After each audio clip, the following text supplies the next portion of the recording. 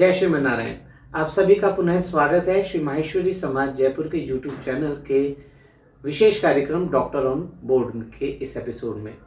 जैसा कि पिछले एपिसोड में हमने आपको प्रॉमिस किया था कि हमारे बीच में दंत विशेषज्ञ डॉक्टर भारती जी माहेश्वरी हमारे बीच में रहेंगी आपके सवालों के जवाब देने के लिए और कुछ नया हमें जानकारी देने के लिए।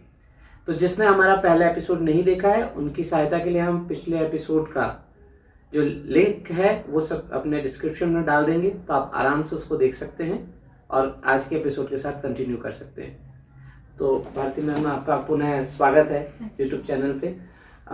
पिछली बार जब आपका एपिसोड लॉन्च हुआ तो उसके बाद बहुत से सवाल मेरे पास भी आए, फ़ोन करके लोगों ने कहा, तो आज मैं उन्हीं लोगों के सवाल आपसे करने जा रहा हूँ। सबसे पहले तो मेरे ही एक वर्ड के ऊपर कमेंट आ गया था।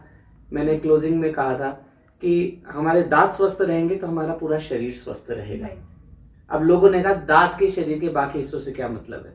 अब इसका जवाब मैं चाहूंगा आप दे मेरी तरफ से कि क्यों है ऐसा। जो हमारी ओरल हेल्थ है उसका डायरेक्ट रिलेशन हमारी जनरल हेल्थ से है। ये थ्रू सर्वे, रिसर्च और एनालिसिस के थ्रू भी प्रूव्ड है। एंड इसमें स्पेशली हमारी जो कार्डियोवैस्कुलर हेल्थ है, जो दिल से है, स्ट्रोक की बीमारियां हो गई या हार्ट अटैक्स हो गए या इन्फेक्टिव एंडोकार्डाइटिस हो गया, सो ये जितनी बीमारियां हैं इनका डायरेक्ट रिलेशन पाया गया है आपके ओरल हेल्थ के थ्रू। अब ऐसा क्यों है?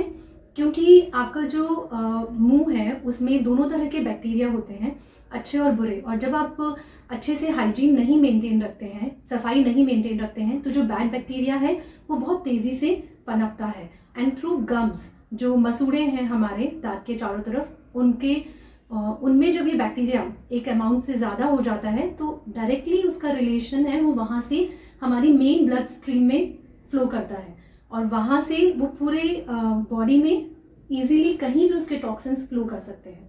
सो ये through analysis also it is being found कि जो बैक्टीरिया आपके हार्ट की वॉल्स के अराउंड था वही सेम बैक्टीरिया आपके मुंह में प्लाक के अराउंड था।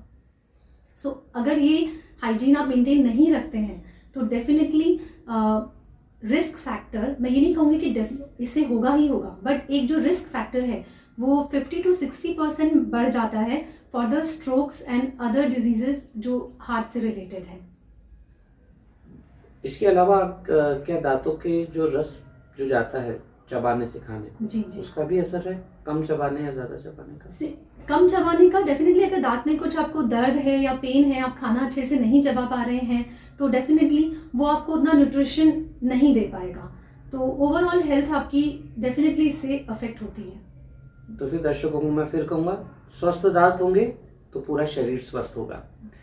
डॉक्टर साहब, हमारे एक जो यंग पॉपुलेशन है जिन्होंने वीडियो देखा, उन्होंने एक चीज़ पूछी कि जो सेल्फी वाली बात आपने कही थी, सफ़ेद दांत वाली बात आपने पिछले एपिसोड में कही थी, तो वो कहते हैं कि जब हम सेल्फी लेते हैं तो दांतों के अलावा एक प्रॉब्लम और उनको आती है, उनकी स्माइल अच्छी नहीं आती क्योंकि जो गम लाइन है या टीथ का जो लाइन है, स्ट्रक्चर है, वो अच्छा नहीं होता है। तो रिगार्डिंग जो हमारी स्माइल डिज़ाइनिंग है, किसी भी तरह के दांत हैं, अगर वो टेढ़े मेढ़े दांत हैं या किसी वजह से दांत टूट गया है, आगे के स्माइल चोट लग गई है आपको खेलते समय, या वो डिस्कलर हो गए हैं या पीले हैं, तो बहुत सारी आपके पास ट्रीटमेंट ऑप्शंस अब अवेलेबल हैं विद द न्यू एडवांसमेंट्स। इसमें जो नया एडवांसमेंट है, सबसे पहले जैसे मैं आपको बताऊंगी, विनियर्स हैं या फिर इन्हें हम लैमिनेट्स भी बोलते हैं।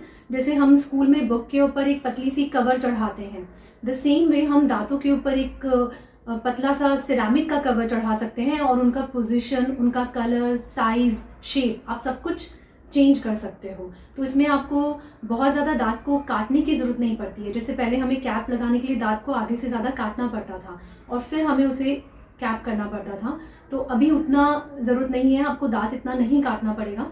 एक पतली सी लेयर है, परत है, और उसी के ऊपर हम नया दांत लगा देंगे। उससे आपका अगर जो टूटा हुआ दांत है, दांतों के बीच में गैप है या टेढ़े मेढ़े दांत हैं, ये सारी प्रॉब्लम्स आप विनियर से सॉल्व कर सकते हैं। दूसरी चीज़ है, जैसे टेढ़े मेढ़े दांत हैं उनके लिए पहले हम मेटल ब्रेसेस लगाते थे, आजकल अलाइनर्स हैं जो कि प्लास्टिक के हैं, टोटल इनविजिबल हैं, प्लस आपकी सोशल लाइफ भी हैम्पर नहीं होती है। आप कहीं बाहर जाते हैं तो आप उन्हें निकाल कर बॉक्स में रख के जा सकते हैं और आप जैसे ही वापस आए आप उन्हें वापस पहन लीजिए, तो आपका सोशल, प्रोफेशनल, पर्सनल दोनों लाइफ मेंटेन रहता है। Plus there is no age limitation also. पहले ये था कि जब आप बच्चे हैं सिर्फ तभी ये सब करवाएं, ऐसा कुछ नहीं है। सारी ट्रीटमेंट्स सारी एज में पॉसिबल हैं and that too with the good results. एक गमलाइन वाली भी मैंने आपसे बात की जी, थी, हाँ, उसका जो yes, किसी की गमलाइन बहुत बहुत मसूड़े बहुत बहुत बड़े बड़े होते हैं, होते किसी हैं, के बहुत yes। छोटे होते हैं, ऐसे में क्या किया? गम लाइनिंग के लिए पेरिडोंटल सर्जरीज होती हैं जिन्हें हम गम सर्जरीज बोलते हैं, तो हम वो करवा सकते हैं। उसमें लेटेस्ट हम लेज़र के थ्रू करवा सकते हैं, विच इज़ पेनलेस ऑल्सो, बहुत फास्ट हीलिंग होता है, घाव भी बहुत जल्दी भर जाता है, रिजल्ट्स भी बहुत बेहतर आते हैं। तो लेज़र है हमारे पास अभी एडवांसमेंट में, जिसमें हम करवा सकते हैं। गम्स में बहुत बार अगर आपने देखा होगा किसी के ब्लैक गम्स हैं, जैसे मेलानिन हमारे पॉपुलेशन में इंडियन में वैसे भी ज़्यादा होता है, तो उसको डीपिगमेंटेशन के सॉल्यूशंस भी हैं, जिससे मैं ये नहीं कहूँगी कि वो 100% चला जाता है, डिपेंड करता है कितना सैचुरेशन है मेलानिन का, बट हाँ काफ़ी हद तक ये कम हो जाता है and that improves your gum and smile a lot, बहुत मदद मिलती है। यानी अब सेल्फी के साथ आप अपनी अच्छी अच्छी स्माइल्स भी पब्लिक के बीच में दिखा सकते हैं, उनको प्रभावित कर सकते हैं।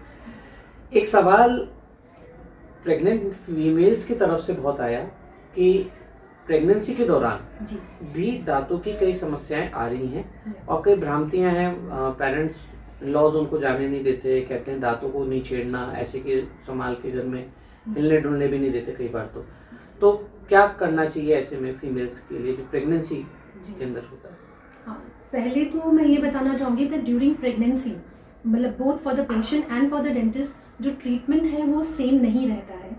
For the pregnant females treatment का जो प्रोटोकॉल है, जो लाइन ऑफ ट्रीटमेंट है, वो थोड़ा सा चेंज हो जाता है। इस जो चेंजेस हैं, सबसे इम्पॉर्टेंट है कि from the dentist point of view आप बहुत ज़्यादा एक्सरे नहीं ले सकते हो, हम उन्हें बहुत एंटीबायोटिक्स या हम उन्हें बहुत ज़्यादा पेन किलर्स नहीं दे सकते हैं, वो प्रिस्क्राइब नहीं होता है, दैट इज़ हार्मफुल। बच्चे के लिए भी बहुत बार वो हार्मफुल होता है, तो लिमिटेड अमाउंट्स में एंटीबायोटिक्स जितना चाहिए या बहुत ज़रूरी है तभी दें। दूसरा, जो भी एक्सरे हम लेते हैं उसमें आप जितने भी एक्सरे हैं वो एक लेड एप्रन आता है, वो पहनाकर ही फीमेल्स के एक्सरे लिए जाएं, ताकि जितनी भी रेडिएशन है जो एक्सरे के थ्रू होने वाली है वो बेबी तक नहीं पहुंचती है, वो सेफ रहता है। तो ये दो चीज़ें हैं जो मतलब from the patient and the dentist point of view से उन्हें पता होना चाहिए कि ये होना है। जब भी आप प्रेग्नेंट फीमेल किसी डेंटिस्ट के पास में जाती है तो ये उन्हें ध्यान रखना है। दूसरा, प्रेगनेंसी के दौरान जो हार्मोनल चेंजेस बहुत ज़्यादा होते हैं फीमेल्स की बॉडी में, तो इसमें ईस्ट्रोजन बहुत बढ़ जाता है, उसकी वजह से बहुत ही फेवरेबल एनवायरनमेंट है for the bacteria to grow. बहुत ही कॉमन है प्रेगनेंसी के दौरान जिंजिवाइटिस का होना, यानी मसूड़ों का फूल जाना, जिंजाइवल हाइपरप्लेजिया होना, बहुत छोटे छोटे बॉयल्स होते हैं, मसूड़ों में पेन होना या ब्लीडिंग ज़्यादा होना, ये आफ्टर प्रेगनेंसी अपने आप ठीक भी हो जाएगा। बट अगर उस दौरान अगर कुछ भी कैविटी है या आपको पस फॉर्मेशन है, तो because of that hormones and changes pain बहुत ज़्यादा फील होगा और आप तब बहुत ज़्यादा एंटीबायोटिक्स एंड पेन किलर नहीं ले सकते हैं। So my advice would be all those youngsters जो आजकल प्रेगनेंसी प्लान करते हैं, so you should plan your dental treatment when you planning your pregnancies, and all those where there is an unplanned pregnancy, you get your treatment done during the second trimester or the middle of your pregnancy. That is the most safe period जब आपको कोई भी dental treatment करवाना चाहिए, ना कि first और third trimester में। ओके डॉक्टर साहब, हमने बात पिछले एपिसोड में बच्चों के लिए करी थी, यंग के लिए करी थी, लेकिन दांतों की समस्या बुजुर्गों के अंदर बहुत ज़्यादा होती है, खासतौर से उनके कमज़ोर हो जाते हैं, टूट जाते हैं और भी कई चीज़ें। बुजुर्गों को ये दांतों की देखभाल कैसे होनी चाहिए और उसके लिए क्या ट्रीटमेंट्स हमारे यहाँ अवेलेबल है? जी, देखिए विद द ओल्ड एज जैसे जैसे है दांत ड्यू टू एनी रीज़न जो टूट रहे हैं, तो उनको रिप्लेसमेंट होना बहुत ज़रूरी है, क्योंकि जो हमारे यहाँ मैक्सिमम जो ट्रेंड चलता है इंडिया में कि अगर एक दांत टूट गया तो हम दूसरे साइड से खा लेते हैं, उसको रिप्लेस नहीं कराते हैं। So it is very important कि जो दांत टूट गया है या आपने किसी भी वजह से उसको निकलवाया है, तब उसका रिप्लेसमेंट या उसको रिहैबिलिटेट करवाएं, वहाँ पे दूसरा दांत लगवाएं। उसके बहुत सारे ऑप्शंस अब ईजीली अवेलेबल हैं मार्केट में, and they are like pocket friendly, long lasting also. तो वो सारे ट्रीटमेंट ऑप्शंस आपको सोचने चाहिए, जिसमें रिसेंट में हम इम्प्लांट्स हैं जो करवा सकते हैं उसमें। और इम्प्लांट्स ऐसा नहीं है जैसे लोगों में बहुत है कि हमें डायबिटीज़ है तो हम नहीं करवा सकते, या हम हार्ट के पेशेंट हैं तो नहीं करवा सकते। इम्प्लांट हर कोई करवा सकता है इर्रेस्पेक्टिव आपको क्या डिजीज़ है। ओनली थिंग इज़ कि उसमें थोड़े से साथ में हमारे प्रिकॉशंस और जो करने का तरीका है वो उसमें चेंजेस हो जाएंगे। विल प्रिस्क्राइब यू, हम थोड़ी कुछ एंटीबायोटिक्स ऐड करेंगे या कुछ इम्प्लांट का जो टाइप है वो बेहतर यूज़ करेंगे। बट सारे एज ग्रुप में इम्प्लांट हो सकता है। इवन अगर आप 80, 86 हैं, 90 प्लस हैं, then also you can go for implants.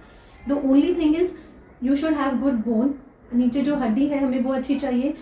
For some reason अगर बोन कॉम्प्रोमाइज़ है देन ऑल्सो बोन ग्राफ्टिंग हो जाती है और उसके बाद इम्प्लांट हो जाता है। तो इम्प्लांट से डरना बिल्कुल भी नहीं है। It's a very simple procedure, मतलब दांत निकलवाने से भी सिंपल प्रोसीजर है इम्प्लांट को लगवाना, और उससे उसका लाइफ बहुत बेहतर होता है। मतलब it can last for around let's say 25 to 30 years, और ये फिक्स ट्रीटमेंट है। तो almost like a natural tooth, जैसे आपका जो नेचुरल टीथ है वो नीचे हड्डी से जुड़ा हुआ है वैसे ही वो जुड़ा है, और आप अपना सारा फूड एंजॉय कर सकते हैं। ये नहीं है कि दांत में आपने कोई कड़क चीज़ नहीं खा सकते हैं, या मैं अखरोट नहीं खा सकता, या मैं बादाम नहीं खा सकता। आप सब कुछ खा सकते हैं। And I feel old age में ये रिक्वायरमेंट ज़्यादा होती है क्योंकि आपका न्यूट्रिशनल, आपकी इम्यूनिटी कॉम्प्रोमाइज़ हो जाती है। तो इट इज़ ज़्यादा ज़रूरत है हमें अच्छा खाना खाने की, और वो हम तभी खा पाएंगे जब हमारे पास अच्छे दांत होंगे। तो ऑलवेज मैं हमेशा रिकमेंड करती हूँ कि सही टाइम पे आप जब आप दांत निकलवा रहे हैं, हैंड टू हैंड आपको दांत का रिहैबिलिटेट को भी प्लान कर लेना चाहिए। सो लाइफ लॉन्ग रहता है उससे।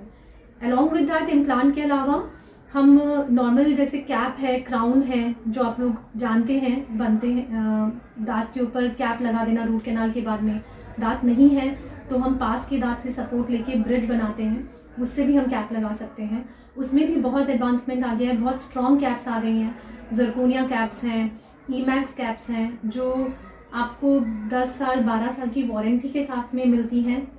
तो दे लास्ट लॉन्ग, बहुत लंबे समय तक चलती हैं, और बहुत इजी प्रोसीजर है, just 2 sitting procedure, and it helps you and benefits you a lot.